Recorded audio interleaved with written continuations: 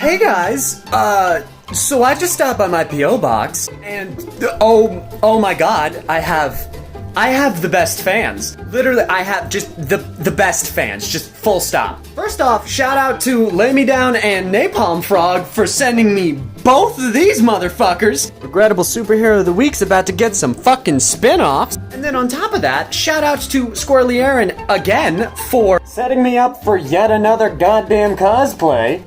Fuck does this fit me so fucking good? He also got me new Red Hood guns, but I'm not gonna show those because TikTok's been mad at me lately. Nevertheless, oh my god, thank you so fucking much. And now one of you is gonna have to call yourself the fuck out because holy shit. Which one of you bought me a helmet off of Cybercraft? This thing fits me so fucking good. Like, seriously, holy shit, this thing is amazing. I have the best fans. Whoever got me this baby, please call yourself out because I love you. Welcome back to Regrettable Superhero of the Week, my weekly series that doesn't know the meaning of the word weekly. If you look up the word consistent in the dictionary, there's just gonna be a picture of my logo, and the subtitle under it is just gonna say, don't get me started on this son of a bitch. Anyways, this is my series where I pick one character out of the League of Regrettable Superheroes at random, and then we run them the fuck down. League of Regrettable Sidekicks and Legion of Regrettable Supervillains soon to follow. With all that out of the way, let's pick our character. Who are we going to get today? You. What the fuck? Speed Centaur. This face speaks for itself, man. So like, yeah, this dude's just a centaur. And his legit name is just Speed. Created by a Martin Kildale about a year after Superman premiered. Born in a mysterious city somewhere in the Arctic Circle, Speed is orphaned after his entire city is taken out by a catastrophic earthquake, where he is then found by a trapper, just a dude setting traps, just a normal fucking guy, takes in a baby fucking centaur, and I fucking quote, raises him to hate evil and crime. Just the nebulous idea of both of those. The trapper eventually dies, it doesn't fucking say how, and on his deathbed, gives Speed the mission of cleaning up the nearby city. What is this city's name, you may ask? The city of Rackets. I mean, hell, Gotham's bad, but at least it's not called Supervillain Central. And go to clean up the city, the horse boy does. Still fucking shirtless, I'm presuming, where he takes out a criminal by the name of Killer Diller, and in the process saves what is his soon-to-be sidekick, Jerry Real McCoy. Real spelled with two E. He's a reporter, you see. Would you like to know Speed's secret identity? Because you are not gonna fucking guess it. How does Chris Hemsworth, who apparently recently suffered a stroke and is wearing a yellow feather boa on his head with a literal horse's ass, hide in a city? Well, you see, it's simple. He has a really realistic horse mask that he wears on his entire upper torso. No. Seriously, he dresses up and acts like his sidekick's fucking horse. I wish I was this creative. My fucking god. Would you like to know his powers? Because no, they don't fucking make sense. Apart from being 50% fucking horse, he also has super strength, being able to throw boulders like they're fucking nothing, move, and I quote, as quick as lightning, which I guess makes sense, his name is Speed, and also fly! No, that part's not explained. His headquarters is, and I quote, inside a titanic cave on Knob-Nose Mountain overlooking the city. This motherfucker lives like the Grinch. Oh, and this cave also has monsters in it, just by the way, just so he doesn't have to always fight Killer Diller. Also apparently a lost medieval kingdom. So he is the Grinch mixed with Narnia, mixed with a fucking horse. There's no end date listed, so he might still be around. Fuck if I know. The reason Batman don't cover his whole face because he needs police to know he's white. Okay, but no, hold on.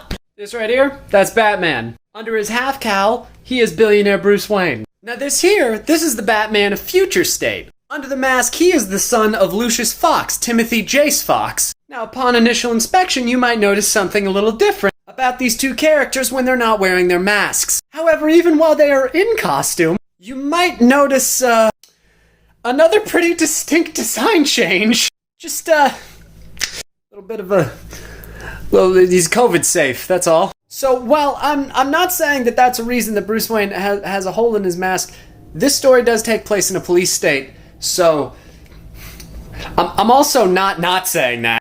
So I'm a bit of a comic book nerd. You know what? No, scratch that. I am a huge comic book nerd. So that might have been a bit of an understatement. So while that video was technically posted on September 30th and I missed it by a few days, today I just passed 750,000 followers, and I thought it would be an amazing chance to talk about my first year of doing what I do on TikTok. For those of you who don't know, that was the first video that I ever mentioned comic books on my page. It was the start of a series I did called Dumb Shit in Comics, where it was just basically running down stupid events that happened in comic books. And then on the 15th of that same month, I posted my first skit ever, which was Commissioner Gordon trying to cover for the fact that Batman is ever so obviously Bruce Wayne.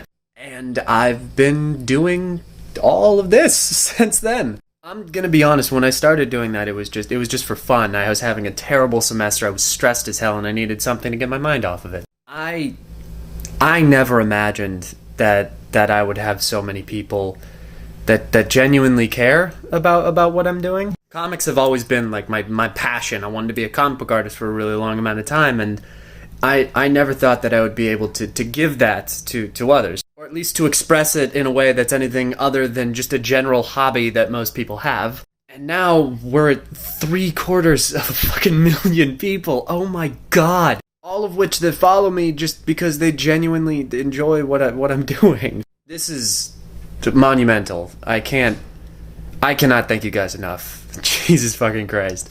I say that September 30th milestone is my actual 1-year anniversary. I was an art page before that. I had a different tag before that. It was a totally different setup before that. I marked the beginning of my TikTok journey as the first time that I mentioned the fact that I'm a comic book nerd. The first time that I was able to express that to the world and actually have them listen.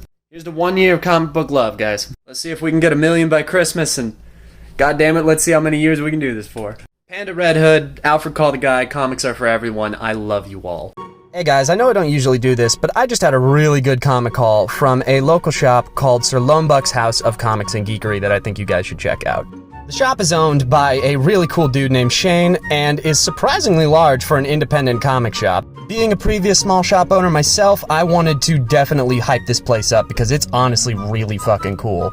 It's got a huge supply of both classic and brand new comics that are available. A lot of the classic comics actually coming from Shane's own personal collection, as well as some independent merch that he also sells for the shop itself.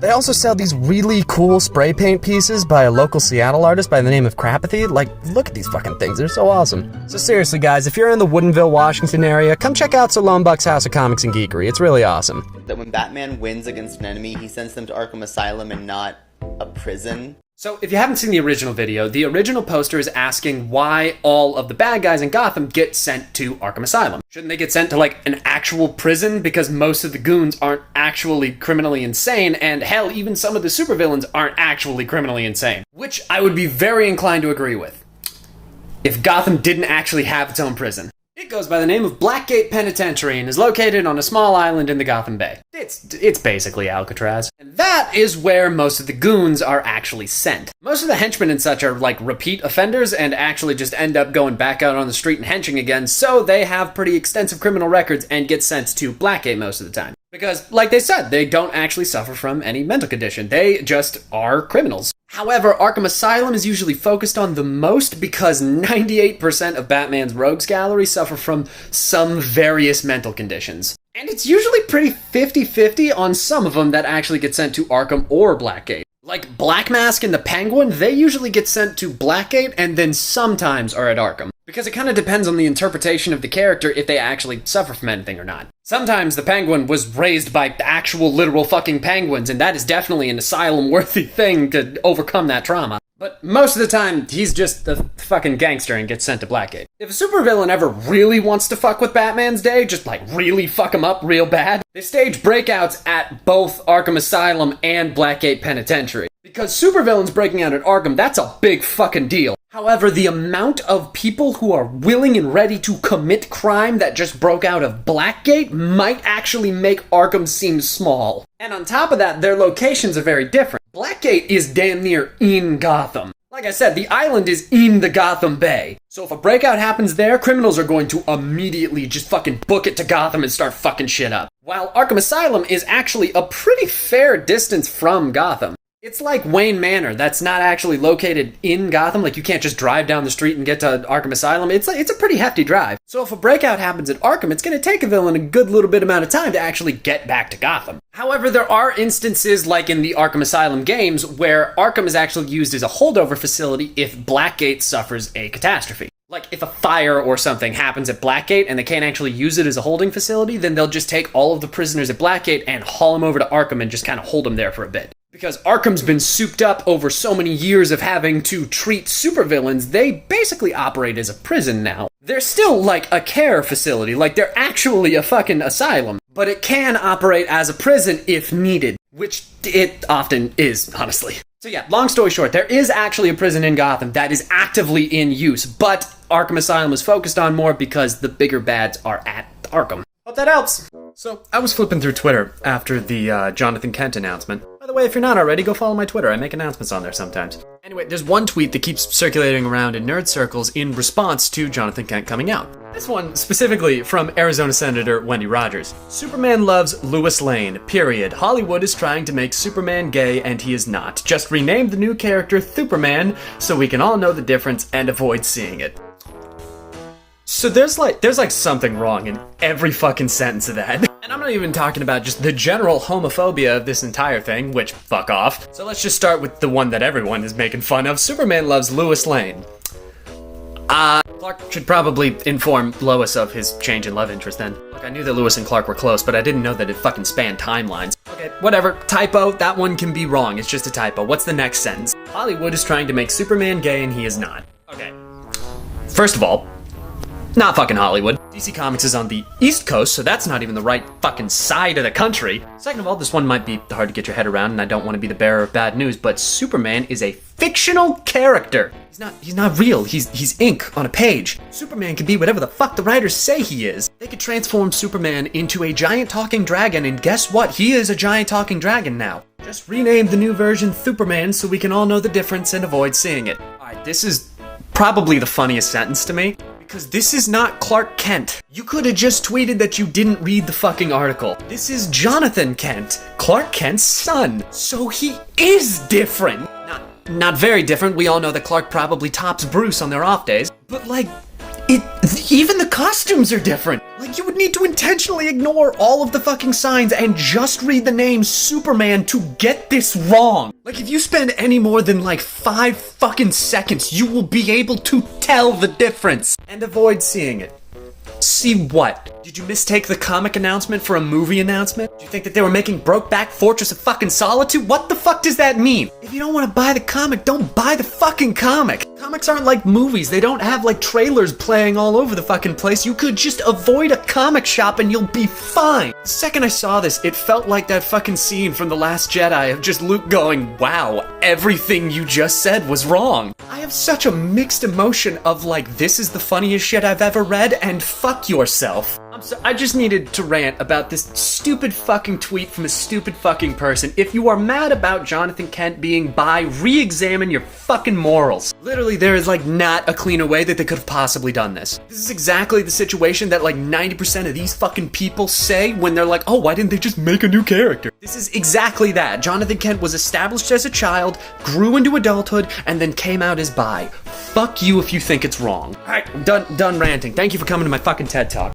Oh, right. All of this is a kind of good excuse to be able to explain who the fuck Jonathan Kent is. So yeah, the current Superman is Superman's son, Jonathan Kent. And he has a, let's just call it complicated backstory. Okay, to start explaining Jonathan, we have to go all the way back to the end of the New 52. So right around the time that DC decided that the New 52, like, might have been a bad idea, they decided to usher in a new wave by killing off the New 52's version of Superman. But they weren't just going to get rid of Superman, so the way that they decided to do this was to kind of switch Superman out with the pre-New 52 Superman. So New 52 Superman absorbed another, like, energy-based villain and died. And it was explained that ever since the beginning of the New 52, the pre-New 52 Superman has existed in this reality with pre-New 52 Lois Lane and their son, Jonathan. So this Superman experienced all of the events before the New 52 happened and then was just in the background all the way up until the death of New 52 Superman. Oh, and I should probably also mention before this next part, Right before he died, New 52 Superman passed on all of his powers to New 52 Lois Lane, who became the New 52 Superwoman for a while before also dying. This left 2 open holes for pre-New 52 Clark Kent and Lois Lane to fill.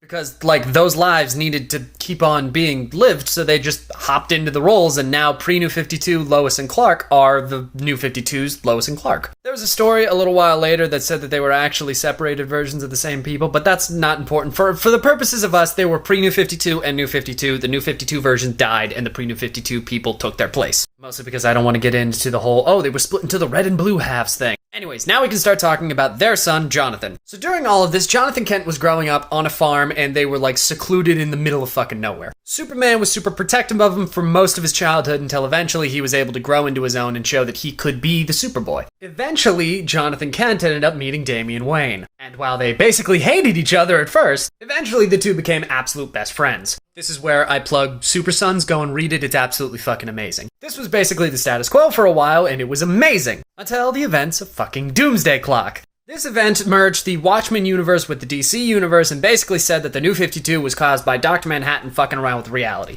Personally, I choose to ignore that this story ever happened because it's fucking dumb. However, in this story, there was a character by the name of Mr. Odd, who was painfully obviously supposed to be Ozymandias from the Watchmen universe, but everybody and their mother guessed that, so DC decided to change it at the last second to be Jor-El, Superman's father that actually survived the explosion of Krypton. I literally do not have enough time to go over this bullshit, but essentially, Jor-El offered to take John on a spacefaring adventure so that he could better understand the known universe. John said yes, his parents said no, his parents eventually say yes, Lois goes with them. Lois comes back a few days later. John and Jor-El get sent into a black hole. Jonathan accidentally ends up creating the Legion of Superheroes, and then is imprisoned in a volcano for years, only to be rescued by Jor-El and sent back to Earth, where he's now roughly 19. While he came back after years for him, it had literally only been 3 weeks on Earth. So his best friend Damian Wayne is still a child. He's like 14 or 15. He's still years older than his best friend now, though. He reassumes the mantle of Superboy, but after Clark Kent faces some alien threats and has to leave Earth for a while, he picks up the mantle of Superman, which is where we find ourselves now. So, in the most boiled down version, Jonathan Kent is the son of pre-New 52 Lois and Clark. He is best friends with Damian Wayne and grew up alongside him. He then went to the future and to space, and in that time grew up a multitude of years where most of the people on Earth did not. And now he is nearly 20 years old and the current Superman. And literally yesterday, he was confirmed as bisexual, which is awesome. Hope all that helps with this confusing-ass character. Welcome back to Regrettable Superhero of the Week, the weekly show that I do that is not weekly at all, where I pick one random superhero from the League of Regrettable Superheroes, and we run them the fuck down. Let's pick our hero. Alright, who are we gonna get today? You. Vagabond Prince? What is your costume? What the fuck am I looking at? Is that just a giant white dude with a fucking Glock? Why do you just have a baby blonde version of yourself on your back? What the fuck is this dude's deal? Why are you so big? Created by Joe Simon and Jack the team that made Captain America made this fucker? Okay, there's just so much to get into with this guy. Created in 1947, the Vagabond Prince is a man by the name of Ned Oakes. He is a writer for a greeting card company who lives in the slums. However, it was revealed in his origin story that was literally never fucking published. The only way we know any of this is because it showed up in a recent collection. Ned is the legal owner of the land on which the entirety of his hometown sits. I'm quoting directly here. Crooks discover the fact ahead of Ned and try and force him to sign over the land. Just, crooks in general. It's capitalized, but it's at the beginning of a sentence, so I don't know if that's a name or just like crooks as a concept. Maybe this big pistol packing bastard is Crooks. I don't fucking know. Anyway, the Crooks kick his ass and leave him on Skid Row, where a bunch of bums give him the name the Vagabond Prince. One little dude named Roger, that's Blondie Locks over here, just wholeheartedly believes Ned and decides that they're gonna team up to become superheroes. Well, not really superheroes. They're just kind of going after the Crooks to, kick their ass in revenge. Why do they dress like that? Look, it's a fucking comic book, I don't know. Just wait until you hear all of the names. So the guy in the front here that looks like a doorman, that's Ned, that's the Vagabond Prince. Bucky after a bad dye job in the back there, his name is the Chief Justice. Why? Because fuck you, that's why, I don't fucking know. I want you to look at this man, look at this dude, and tell me what his fucking name is. I'll wait. You'll guess it.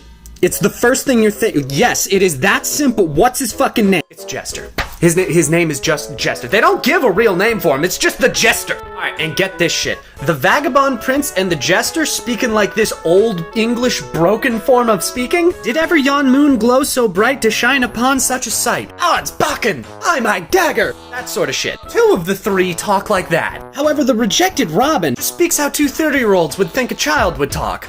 Wet potato chips, Prince. Just to confirm, none of these people have any powers. They're literally just a bunch of homeless people that are fighting against crooks as a concept. So as disappointing as it is, there are not any giant white dudes packing Glock 19s in this store, nor do they ever ride a bus that apparently forgot its driver. How the fuck do these get more ridiculous every goddamn week? Hello, everybody. I know, no, I am not dead. I'm surprised as well. See, the first day I was gone, it's because I was taking a little bit of a break. The second day that I was gone, it was because I had about 3 hours of sleep in me and was running purely off of caffeine and spite. On top of the two fucking midterms that I also had that day. Anyway, I went by my P.O. box and... Jesus fucking Christ, guys. Y'all are too good to me. I'm the best fucking fan. Hold on, let me show y'all. Okay, so excuse the weird angle. I also don't have my tripod this week, but go check out Kafreakage on TikTok and also go check out their Etsy store at Mad Mox Models. They made me this little, like, Panda logo lockbox thing that has a twist top so that it spins in and locks shut. This thing is dope as hell. This is like a resin version of my logo on the front. That is so I don't have a tag for this person, but I also want to thank them. Thank you to Claire for sending me the little Batman temporary tattoos. That shit is awesome. All right, guys, check this shit out. Thank you to Alpha Spectre 87 for sending me this. Check this fucking thing out. They sent me like a 8-bit version of Red Hood and then a little keychain version of the sprite of that same character. That is so fucking cool. Alright, also no tag on this one, so just the first name. But thank you to Olivia for this painting of a little panda in a red hood, because that is awesome. I fucking love this thing. Also, you know, it was very nice. I loved it. Okay, so I duetted this while he was making it, but he just sent it to me. So thank you to Tan J Henry, at Tan J Henry, for the fucking portrait you made of me as Red Hood. This is so fucking dope. Jesus. That looks just like me. Holy hell. On top of that, thank you for the Robin rangs that you are definitely going to see in a later video. Also, guys, go check out the other artwork he does, because check this shit out. He sent me one of his prints as well, and this is like Batman Ninja of Batman Last Night on Earth. This is fucking cool. Really good job, man. I love your shit. All right, last two things. One, I did not get a note that said who this was from, so I have absolutely no idea where this came from. But guess who got a fucking another one? This one fits even like tighter to my head. That's incredible. I will say it is incredibly painful to take off. God damn it! Fuck! Jesus Christ, I can see why you guys wear the motorcycle hoods under these shits. Alright guys, last one. Shout out to Justin of the Nerd 5. I did an interview for a school project that he was doing, and he sent me a thank you gift, which is just holy shit. I am a massive G.I. Joe nerd, so this is probably the dopest shit. Like, I don't know how I'm gonna do it, but I feel like now I have to do a cosplay of Cobra Commander, because this shit is fucking cool. So check this shit out. It like came with its own little custom stand. Hold on. Like, it has its own little Cobra stand to put this thing on. This thing is so fucking cool. Thank you. I love it. Oh my god, I have the best fans. Alright, love you guys. Okay, so I've had a couple people tag me in videos talking about this, and I've seen a couple things online talking about it, so let's talk about it. Reportedly, Marvel Studios is going to be working on a World War Hulk movie. Completely disregarding the fact that the only reason that Marvel hasn't made a Hulk movie at this point is because Universal actually holds the rights. Let's say they work something out with Universal like they did with Sony with Spider-Man. What about this? I know that this is gonna sound incredibly hypocritical coming from me saying that I just was mad that I'm never gonna get a Planet Hulk movie, but I don't think I want this. Here, let me explain. So imagine like the MCU is trucking along for a couple of years, right? And at the end of the first Avengers movie, you see the side shot of Thanos and you're like, oh shit, maybe Thanos is coming. And then a couple of years pass and Guardians of the Galaxy gets made. In that movie, maybe Thanos pops up and then is like jokingly talked out of his plan. Oh, wait, yeah, no, you're right. Maybe killing half the universe is a bad idea. And then that's it. Thanos is just done. We just move past that. And then all of a sudden, Avengers 4 is still Infinity War. And they just go, I decided to do it anyway. That would be weird, right? That is essentially the feeling you would get if they ended up making a World War Hulk movie. Ragnarok made the entire setup that would exist for this movie a joke. Hulk's Warbound do not exist. Hulk decided to go to Sakaar on his own. Zeke isn't a fucking war criminal. Hulk just attended Tony's funeral. Sierra, Hulk's wife, and his children just straight up don't fucking exist, and that's the entire reason for this fucking thing happening. And listen, I'm aware that they can give a different reason for World War Hulk starting, but like, up until this point in the MCU, Hulk has been in a shit ton of the movies. But in all of them, he's either just been kind of used as a background character or as a joke. Like, he hasn't really been mistreated to the extent that he would want to fight everybody, and he hasn't been overused to the extent that the Avengers use him as a weapon. The last time we actually saw Hulk, him and Banner had just kind of made up. So unless they're just like gonna make a movie that has the name World War Hulk that they last second into saying that there was actually a big bad all along, like, I don't see a reason for this. Like, that ship's kind of already fucking sailed, guys. This being introduced into the MCU is kind of like if they just introduced the 50 States Initiative into the MCU. Oh, and for those of you who didn't read the comic, that is the original reason that Civil War was started. It was a legal mandate that said that superheroes had to reveal their face and identity to the public, otherwise they would be treated as criminals. They replaced it with the Sokovia Accords in the movie. But like, that's like them backtracking and going, oh wait, no, yeah, we need to do this now. I don't know. I mean, I'm curious to see what happens, but do I like want it? Not really, no. All the major players have either been changed, don't exist, aren't canon anymore, and the entire conceit of the story actually happening was either wiped from existence or turned into a joke, so like, So something you guys might not know about me is that I am actually a huge Archie comics fan. Like, Archie comics were actually the first comics that I officially started collecting and tried to collect the oldest issues of. I mean, hell, the first tattoo that I ever drew and designed for myself was a Headpool head wearing a Jughead crown. Like, I am a huge Archie comics fan. So back around like 2016, when I heard that there was going to be a live-action Archie comics show being created, I was fucking hyped. The way Archie comics are written and the way the stories are told would fit amazingly into a just 30-minute TV show. Hell, even if it was like 45 minutes to an hour, it makes the perfect young adult comedy TV show. It's awesome.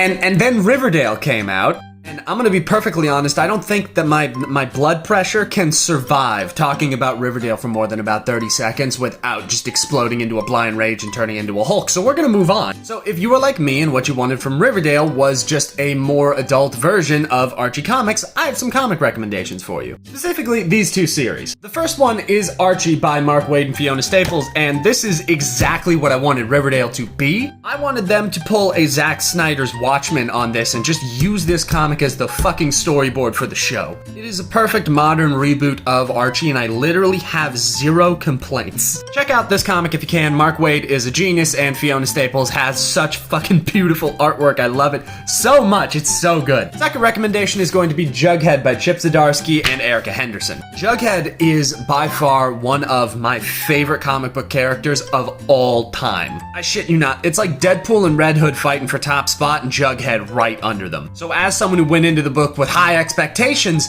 it's fucking great. The artwork is beautiful and cartoony, I love it, and honestly the story goes full comic book ridiculousness right off the fucking bat. If Archie is the realistic Archie reinterpretation that I wanted Riverdale to be, then Jughead is Hitchhiker's Guide to the Galaxy. It's off the rails and funny and ridiculous, and I love it so much. I don't know what inspired me to do this little comic recommendation, but honestly, I think that y'all should check these comics out because I love them with all of my fucking heart. Also, I kind of want more people to know what Archie is actually supposed to be so that I can stop hearing people talk about Riverdale forever. No hate on the creators of Riverdale, by the way, or if you love the show, that's totally up to you. It's just that for me, Titans and Riverdale occupy the exact same place in my mind, and if you know my feelings on Titans, then you know that that's not great. Anyway, I'm not sure how to end this little tirade, so go check out these books. Hey guys, so TikTok seems to be beating my views to death with a crowbar hard enough to make the fucking Joker blush, so how about another Regrettable Superhero of the Week? However, since this is the second Regrettable Superhero of the Week this week, how about let's break into Regrettable Sidekicks? Does that sound good to y'all? Great.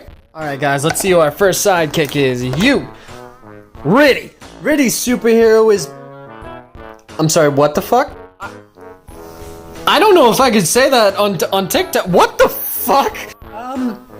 Okay, so this is just Ant-Man and the Wasp. Like, if Ant-Man and the Wasp were assassins, that's these two. But like early 60s Ant-Man and the Wasp. So for the remainder of this video, I'm gonna call the superhero Miniman. Not only because I don't want to say his fucking superhero name, but also because his real name just straight up isn't given. Which is even funnier because Riddy is Riddy's real name. Yeah, they share an origin story, powers, and a fucking comic book, but she is just Riddy. She does not get a superhero name. Gotta love that late 30s sexism, goddamn. Debuting in Amazing Man Comics number 5 in October of 1939, the story behind these two was that a mad scientist by the name of Dr. Barnell abducted them. He then used a shrinking chemical of his own design and hypnotizing technology to turn them into mini assassins. He killed people using tiny little poison swords. That is until a fateful day where Miniman fucking dies. He gets, no shit, caught in a mousetrap and just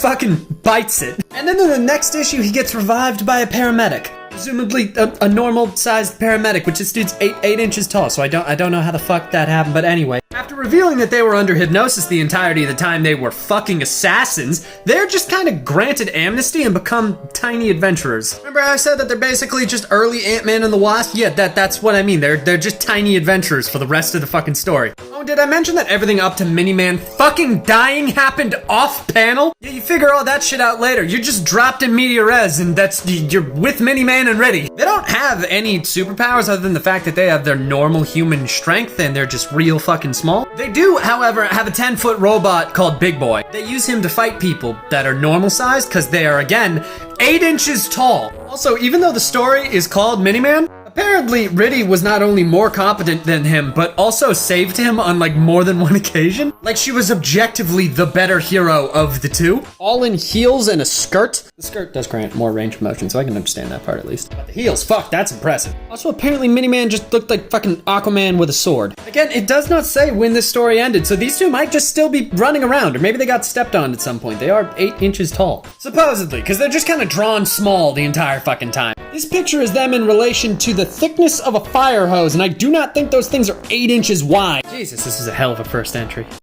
Alright, I got a question for all y'all. What is your favorite style of superhero costume? I'll go first. Mine's a pretty even split between the sort of plain clothes used as a superhero costume look. Think like Under the Red Hood version of Jason Todd or Connor Kent. Like just normal everyday clothes that are used repeatedly to the extent that they become a superhero costume. Or superhero costumes designed to look like real fabric. Think like The Art of Alex Ross or Doc Shaner, where there's not really a lot of musculature drawn into the costumes. You can tell that the characters are muscular, but their costumes are designed to look like fabric over muscle. I can't really explain why, but I just love the pure simplicity of not having to use muscles to show how iconic these characters are. Just being able to use their costume designs alone to strike that impression. Plus, I love realism, and that's just so much more real to me. What's your guys' opinion? My stitches are on, so let me know.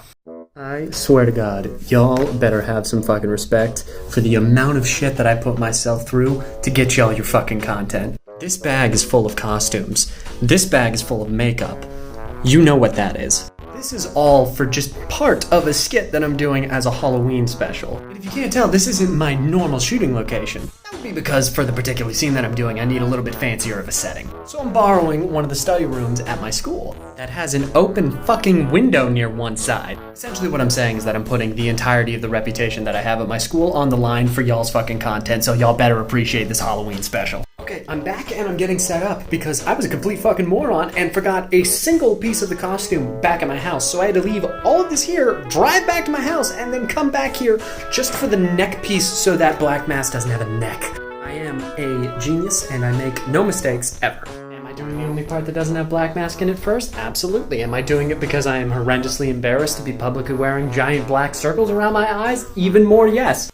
Do not think that I could have picked a hotter fucking building to film this in. Christ alive, I feel like I should steal my own lunch money. Okay, this guy's done. I gotta bite the bullet. I gotta just do it. This would not be so fucking hard if there wasn't a group of people playing Monopoly like 2 doors down from me right now. I guess this answers the question of if I can feel embarrassment or not, because honestly, this is the fuck. Okay, let's do this. I got my makeup crayon to mark where the eyes need to start and stop. I have the mask, and I have an entire thing of grease paint right here, so let's get this shit done. I'm doing built and things with my time. I have to say, this is not what I thought I would be doing when I started making skits last year. Eyes have been marked out, let's see what it looks like. Fuck. Is this what what you wanted? Is this what you want me to be doing with my time? It has finally happened. I've become a panda. I've been pranking you this whole time. Actually, I'm going as a black spy from TF2. See, I'm a gamer. I made a gamer reference. Don't dispute it. I was right. I'm completely right. There's a black spy, I promise you. Remember what I said about this being the hottest goddamn building to film in? I'm in 3 layers right now. And 2 masks. And add the leather gloves. There's a non-zero sum chance that I die before this video gets released. Alright, filming is done. Time to wash this shit off. I came here with 50% phone battery. I'm at 1% now. I'm about to start editing. My throat's fucking sore, but I'll tell you what, my makeup looks fucking amazing. Got the eyelashes of a god right now. I'm gonna go and start editing. Happy early Halloween. I hope you guys enjoy. Welcome back to Regrettable Superhero of the Week, my weekly, not weekly show where I pick one character at random from the League of Regrettable Superheroes, and then I run them down. Let's see who our superhero is today. Alright, give us something good. Eeny, miny, miny, you. Ghost Patrol! Okay, so which one of these guys is the Ghost Patrol? Is it the jockey over here, or is it these Jojo Rabbit cosplayers? These guys look like they're on their way to ask Jack Kirby to fight them. Those jackets are so big so they can hide their tiki torches. Look, what I'm saying is that they're dressed like Nazis. So I recorded those bits before actually reading the story of these guys, and I promise I didn't know. The Ghost Patrol was created back in 1942 in Flash Comics by Ted Udall, Emmanuel Demby, and Frank Harry. They're 3 brothers-in-arms and soldiers of fortune by the name of Fred, Pedro, and Slim, and these 3 had the misfortune of enlisting in the French army directly before it fell under the, Empire's control. So yeah, they're dressed like that for a reason. They're then stationed in North Africa and undergo just the most morally sound of missions. It is until one day they're ordered to go and do a bombing raid on a city and decide, hey, maybe we're working for the bad guys right now. And instead of, causing mass civilian casualties, they actually just turn around and decide that they're gonna drop their payload in the middle of the desert. Yeah, slight change of plans. Turns out the mechanic for their ship also had a change of heart directly before they went on their flight, and has actually sabotaged their plane so that they wouldn't be able to carry out the raid in the first place. So the plane explodes over the desert, killing everyone inside. The 3 then just show up over their mangled corpses. It's never explained why they were resurrected, but they're ghosts now. And apparently their unfinished business in life was just, casually pranking all the Charlie Chaplin cosplayers. No. The Twisty Brigade, no. Red Skull Kinney, no. Jack Kirby's punching bags, that's the one. They don't do assassination runs on him or anything, but they just prank them. They casually fuck with German high command, but they don't do anything to him. They got all the way up to J. Jonah Jameson with worse hair. And instead of going all Inglorious Bastards on him, they just, take his fake teeth. Yeah, apparently he has a set of false teeth and can't talk right without them. They also seem to be drawn like a less detailed version of the Adventures of Tintin, which is not the mood that I thought that this story would take. Being ghosts, they do have superpowers, but they're more of the Casper variety plus a few. They're invisible, they can fly, they can detach their body parts, they can stretch their limbs. However, they can also turn into smoke, summon lightning, and create storms. Oh yeah, and they can also become completely visible and tangible. Like someone who's alive. Isn't the whole fucking point that they're dead? Whatever, fuck it. They actually stuck around after the War to End All Wars 2 Electric Boogaloo, and until 1949 they just ended up fighting mobsters. So it is remarkably unclear what their unfinished business in life was. Again, never officially destroyed, so they might still be poking around. Watch out for Grant Morrison bringing them back or something. Alright guys, that is going to be it for this month. I just want to take a moment to thank all of my wonderful, lovely patrons over on Patreon. Alicia Vandekop, Allison Knopp, Anna Sauls, Ash Dolworth, Brandon Laney, Cassie Pace, Chaz Masters, Cody Kodak, Cyberwolf, Danny Walker, DeCassowary, Diandra, Dragonfang, Dustin Brothers, Gas Boss Gatelight Girl Keep, Justin Smith, Jenny Chanti, Kat Stevens, Christina Odd, Linda Mackert, Magoo, Mary Baldwin, Matthew Church, Mel, Pandora A, SC Grin, Shannon Lindsay, Spring, Tarara, The Firebranded, Theresa Harrison, The Rider of Darkness, Tyler Bryan, and Victor Virall, as well as all of my other wonderful patrons over on Patreon. I just want to apologize, guys, for getting this out 2 months too late. School has been an absolute bitch this last semester, so it's my final one. At least I just have one last semester, and then we're not gonna have to worry about 4 months delays on my videos again. So thank you guys for sticking with me. Thank you guys for being so absolutely and lovingly patient. And if you want your name read out in the credits of all of my videos, go ahead and jump on over to my Patreon and donate $15 or more. Or if you just want to be nice, donate any amount. Even $1 helps. All of this happens because of your guys' generosity. So thank you guys for watching. Thank you guys for sticking around. And I will see you next time.